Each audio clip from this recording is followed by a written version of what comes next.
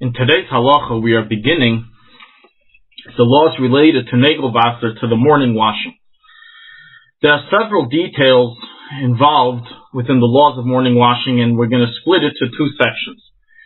In the current halacha and in the future segments of this halacha, we're going to discuss the restrictions that apply prior to washing hands in the morning. It states in the Gemara as well in the Zohar that there are certain matters that are forbidden to be done until one washes his hands in a halachically valid method, in which case it then becomes permitted to do those items.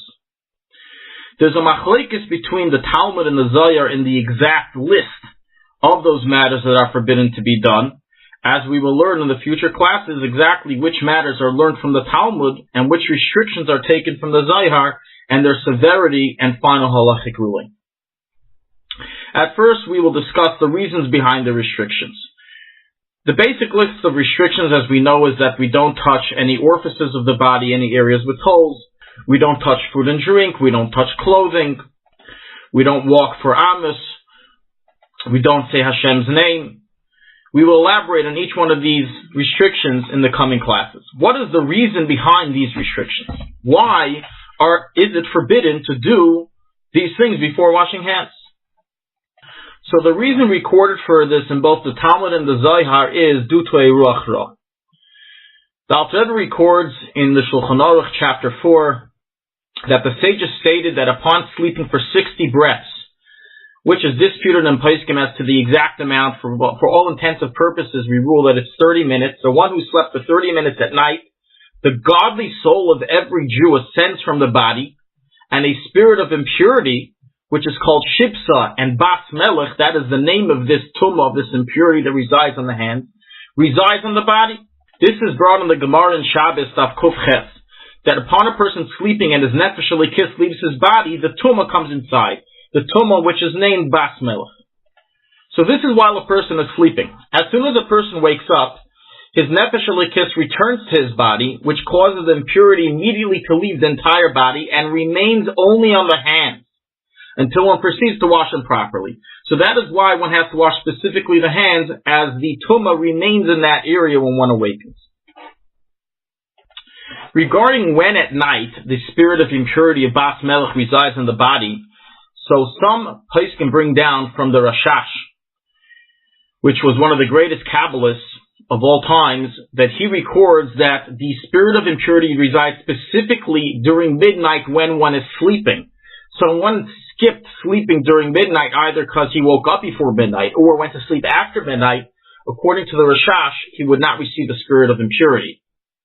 And hence the restrictions before washing wouldn't apply in his opinion. Nevertheless, practically, the poskim, including the Alter Rebbe, do not record this opinion, and they do not differentiate between when one slept, and hence all the restrictions apply so long as one slept 60 breaths, shisha neshimis, at night. It's interesting to note that there are opinions in poskim, the Lechem Mishnah, the Rashal, in Yam Shel Shloimeh, Maram Chaviv, that hold that the spirit of impurity is no longer around today and was only around back then, and therefore they hold that one does not need to follow any restrictions today. Obviously, this opinion is not ruled upon in poskim, and it is negated and practically ruled that even today the spirit of impurity resides on the hands, as is recorded in the Torah, the Mechaber, the Ramah, and the Shulchan Aruch of the Alter Rebbe. So how does one remove this impurity from the hand? So in this matter, there's a difference between the sages of the Talmud and the Kabbalah. In the Talmud, it states in Masechet Shabbos, Daf Kuf Tes, brought in the Alter Rebbe in Basra 4:2, that the impurity does not completely leave one's hands until one pours water on each hand 3 times. So 3 times is the number needed to remove the impurity from the hands. However, it does not state in what order, consecutively, inconsecutively. So the sages of Kabbalah state, this is brought in the Alter Rebbe in the Siddur, that they received the tradition that these 3 pourings on each hand must be done inconsecutively, meaning first the right hand 1 time, then the left hand, then the right hand, then the left hand, etc., in order to completely remove all the remnants of impurity from one's hands.